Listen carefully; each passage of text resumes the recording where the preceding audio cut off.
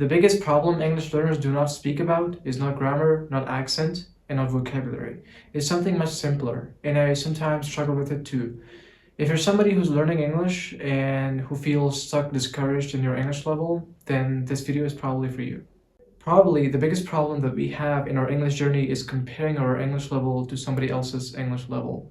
For example, as English learners, we usually watch YouTube or watch Netflix or any kind of video in which somebody is speaking English so fluently and confidently, and then we see them observe their English level, and then we admire them for their English level. And then when we try to speak English, then we make a mistake or we don't sound as fluent as we want to be. Then we say to ourselves how bad my English level is. And that way you start discouraging your English level and you try to dismiss the improvements or the progress you've made so far in your English journey, and that completely destroys your motivation. That is a very dangerous thing, a problem that almost every English learner has. However, the problem is not your English level, but the person who you're trying to compare yourself with. You know, at some point, when you're trying to compare yourself with an individual, let's say on YouTube, a YouTuber speaks beautiful English, confident English, and you try to compare your level with their level. And it turns out that they have been speaking English all their lives. And for you, it's been just 2 years that you've been studying English. And look at your comparison, look at how unmatchable the two sides are. Your English background is just 2 years and they've been speaking English all their lives. And this comparison thing really drains out your motivation. You know, at some point, all human beings need motivation to do something. For example, if a kid is trying to walk, then he needs something to walk towards, like for example, some kind of toy or something. And in our case, when we were practicing our English, we need motivation too. Like we need motivation to practice every single day, to grow and to become better, to get to our fluency goals, right? But when you try to compare yourself with people, with fluent English speakers or with perfect English speakers, who might be native English speakers who at some point are the people who have been speaking English almost their entire lives. And when you do that, then your motivation level drops. Like you drain your motivation by comparison. Why? Because you get blinded and you don't see your single micro improvements that you make every single day towards your goal, which is fluency. And this comparison really makes you blind to see those results that you make every single day. And that really impacts the level of your motivation that you have, that really pushes you to practice every single day. And as a result, at some point, unfortunately, comparison really makes you stop practicing your English in general. So make sure you avoid comparison. And if you're trying to compare somebody to somebody else, make sure you compare your current self with somebody who used to be yesterday. Like compare yourself with the version of yourself who was living yesterday, not compare yourself with somebody who is a stranger, who you don't know, who you haven't seen in your life ever even once. So this comparison looks and seems meaningless. Make sure you compare yourself with your past version, with your previous version who was living yesterday.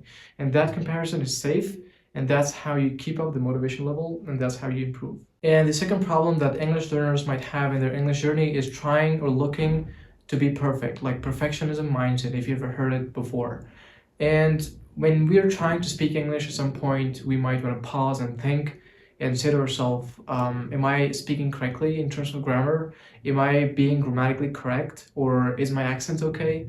What if I make a mistake? These kinds of questions might appear in our heads when we're trying to speak English.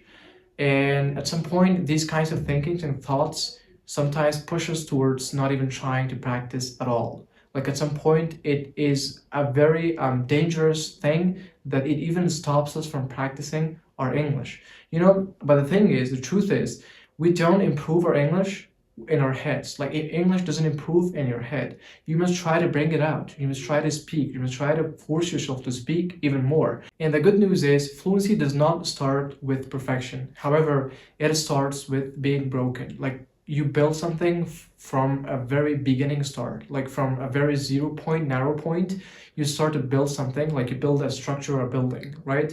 So if you're trying to build your fluency, if you're trying to become better at English, especially in terms of fluency, then you're prone to making thousands upon thousands of mistakes on a daily basis every time you try to speak English. So that's a normal part of the process. And remember, the moment you try to normalize making mistakes, the moment you try to accept that you're a human being and you're prone to making a lot of mistakes in your English journey, then that is the moment, I think, the moment that will transform how you progress in your English. It is the really breakthrough moment that will really prove and show you that you're truly on the track towards success. Like, it really proves to you that you're really on the right side of the spectrum, walking towards real progress, which is becoming fluent in English. However, if you're somebody who is really afraid of making mistakes, if you're somebody who is really hesitant to making mistakes, then in my opinion, progress, I'm not going to say progress is not going to happen to you, but however, your progress will be slower. Like, the way you improve will be so much slower, and it really turns out to be a very boring process. And as a result of being hesitant to making mistakes in the future, as time goes by, you feel like, I'm not really improving. What if I am a weak learner, or what if I have some kind of mental shortage that I can't learn English? What is my problem? And if you don't improve for long enough to feel like this, then improvement as a result of it will be really unlikely for you to happen. So if you're somebody who is struggling with these two things, comparing yourself with people constantly and also feeling the need to be perfect when you open your mouth to speak English, if you're somebody who is feeling like this, then you're normal. It's okay. It's a really natural part of life. So, and remember that if you see somebody speak better English, perfect English, fluent in English, and if you admire somebody in your English journey, and you watch them and you see and want to be like them immediately, then these people were at some point at your level, meaning they were in the same level, they were facing the same struggles that you're facing in your English journey at this moment. So make sure that you keep up the process, keep going, push forward, don't let any kind of negative energy crawl into you, trying to destroy your motivation or drain out your motivation, and as a result, stop your progress in your English journey. So if you're somebody who is dealing with these problems, like I said, take it easy. It's normal. It always happens. And trust me, the process is going to be worth it, and you will improve and you will get to your fluency goals.